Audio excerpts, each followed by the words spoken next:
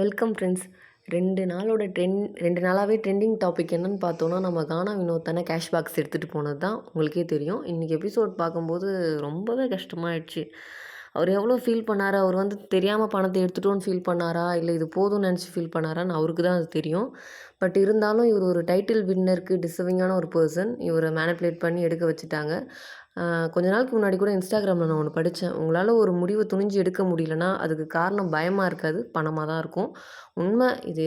யார் ஒத்துக்கிறாங்களோ இல்லையோ, நான் 100% மேலே ஒத்துப்பேன். எல்லாருமே மதிக்கிறாங்க ஒரு மனுஷன்னா பணத்தை வச்சு தான். எல்லாருமே வந்து வந்து ஆஹா ஓஹோன்னு பேசுறது பணத்தை வச்சு தான். இவன் நல்ல மனுஷன் அதெல்லாம் கிடையவே கிடையாது. சும்மா இவர் வந்து இவரோட நிலைமை எப்படின்றது நமக்கு தெரியாது உண்மையாக. இவருக்கு தான் தெரியும். அதாவது நம்ம வெளியில் நம்ம பேர் எப்படி ப்ரொஜெக்ட் ஆயிருக்குன்னு இவருக்கு தெரியல. ப்ளஸ் இதையும் மிஸ் பண்ணிட்டா லைஃப்பில் என்ன பண்ணுறதுன்னு முடிவு எடுக்க முடியாமல் ஒரு நெருக்கடியில் இவர் எடுத்துட்டாருன்னு தான் நான் சொல்வேன். நீங்கள் என்ன சொல்கிறீங்க? கமெண்ட் பண்ணுங்கள்.